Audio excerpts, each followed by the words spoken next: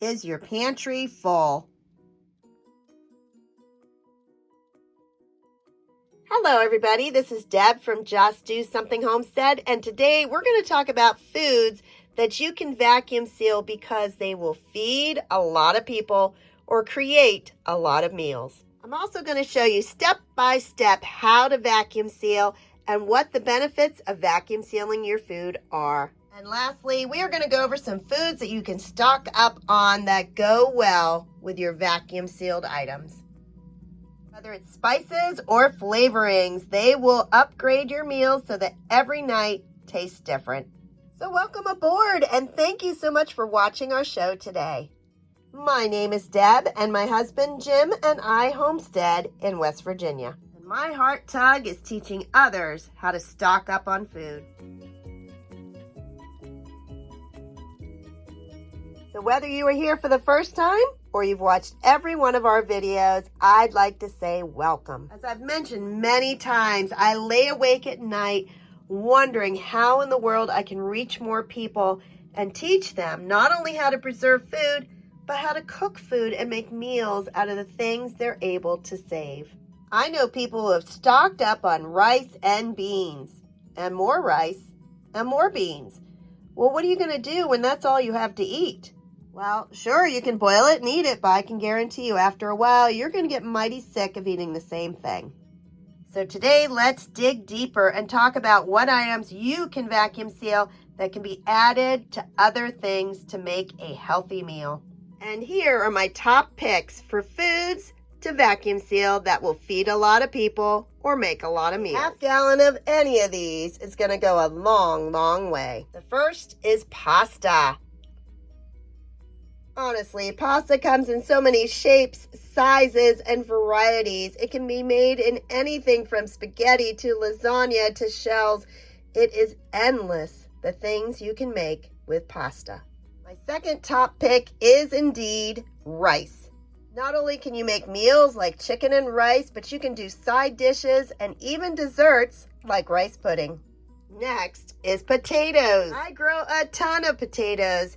But the reality is, unless you preserve them, they're not going to last more than about 3 to 8 months at the most. People see this on my shelf and they say, I thought you couldn't vacuum seal potato chips. These are not potato chips. These are freeze-dried potato slices. And I have jars and jars of them. These are from 2022, and I was shopping at an Amish outlet, and they had these in convenience boxes. It was sort of like Hamburger Helper, but it had scalloped potatoes. And so I thought, I'm going to buy them. They were 3 for $1, 4 for $1. They were very inexpensive. Now, I did not want the seasoning packets. I can season potatoes with fresh herbs all by myself. But I did write down the directions, which was 2 cups of potatoes for every 2 cups of boiling water. And so, no, I do not have a freeze dryer, but this is an inexpensive way to store freeze-dried potatoes. Oh, and before I forget, because I'm sure somebody's saying, what? You can't vacuum seal potato chips? No, you don't want to do that. Potato chips are very high in fat, and your potato chips will become rancid very quickly. Fourth is dried beans. I'm not a huge fan of dried beans, but you know what? Jim is. Beans are high in protein, so if you do not have meat, this is one place that you can make sure you get enough protein in your diet. As far as varieties, you can go with anything from navy beans to lima beans. There are tons of different types. Recipes are endless, from soups to stews. There is something you can always add beans to. The last main food that I recommend vacuum sealing is oatmeal. Oatmeal is not just for breakfast. I'm allergic to yeast. I use oatmeal in place of breadcrumbs. So whether I'm making meatloaf or meatballs, I substitute oatmeal. Add a few ingredients and you can make baked oatmeal or oatmeal cookies. These 5 vacuum sealed items can form the basis of most of the meals you make at home. I recommend you stock up on things other than just dry goods. Some of these things are spices, bouillon, beef broth, chicken broth, and even canned meats. There's an entire line of organic spices at Aldi Would you believe these are $2.25? Often I find them in grocery stores for $6.99 or $7.99. Nope, I'm not buying those. Not too long ago, I found organic better than bouillon. And this stuff is amazing. If you stir this into your pastas, your rices, you'll be able to create a meal with just a few ingredients.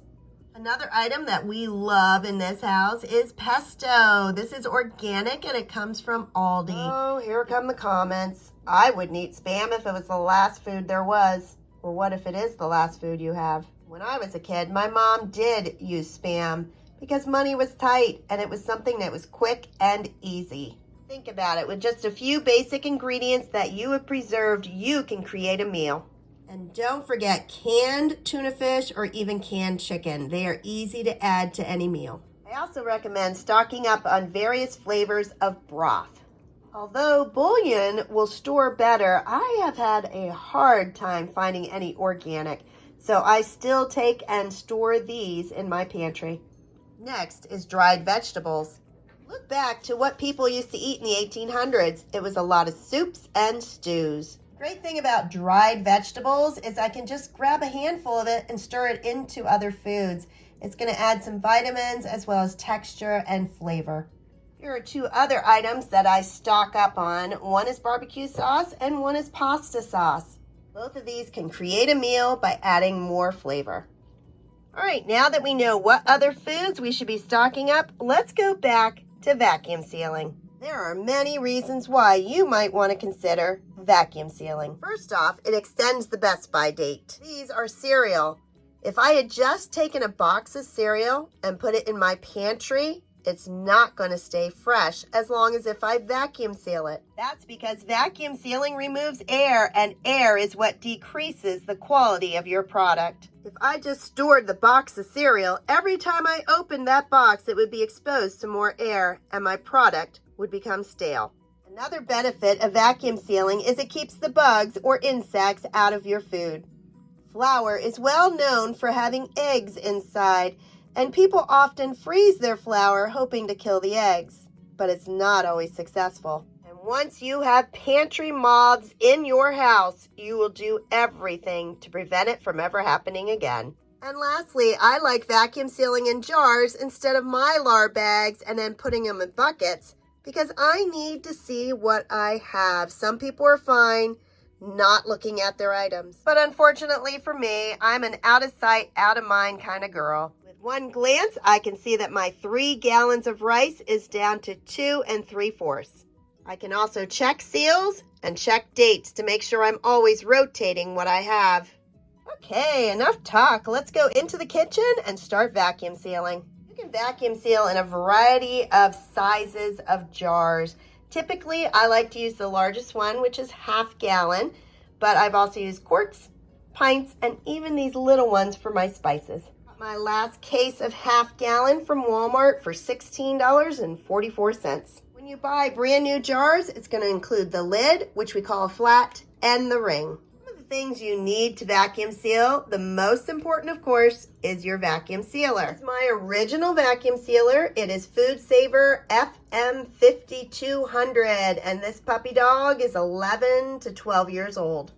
I bought this one at Walmart. It was $199, so it was just around $200. When I checked last week, they are still carrying this model. It's a little more expensive, but it's still reasonable for the amount of use you're going to get out of it. I use this Food Saver heavily. I mean daily. And out of those 11 to 12 years, I have never, ever had a false seal. What that means is when I seal a jar, it stays sealed. It's not going to pop and come unvacuumed.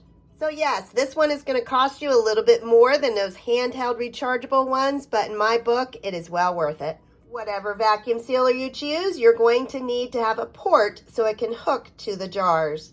Also going to need what they call Food Saver Jar Sealer. This is a separate purchase. You can get them on Amazon. They're about $13.99 right now. And that is what goes on the top of your jar. Very first step is to wash them with hot soapy water. I typically do that the day before and that way I'm assured that it's completely dried. One thing your vacuum sealed food does not like is moisture, so make sure you're never using wet jars. I'm going to start with some beans. We got these just last night at Aldi. Fill your jar. 32 ounces of beans fills this jar about 3/4 of the way. It was too much for my quart jar. I probably should have gotten several bags, but you know what? With vacuum sealing, I can get another bag next week, open the seal, fill it up, and then reseal it. I like to wipe the rim with my hand just to make sure there's no crumbs up there, and then put the flat on top. These jar sealers come in 2 sizes. I'm using wide mouth jars, so this is the wide mouth, but you can also get the regular mouth ones. If I didn't mention it, you don't have to use a filled jar. It is fine. This jar will seal. Next, I attach the port, and I'm going to turn on my vacuum sealer. This vacuum sealer will shut off automatically, so my vacuum sealer's on. Now I'm going to push accessory.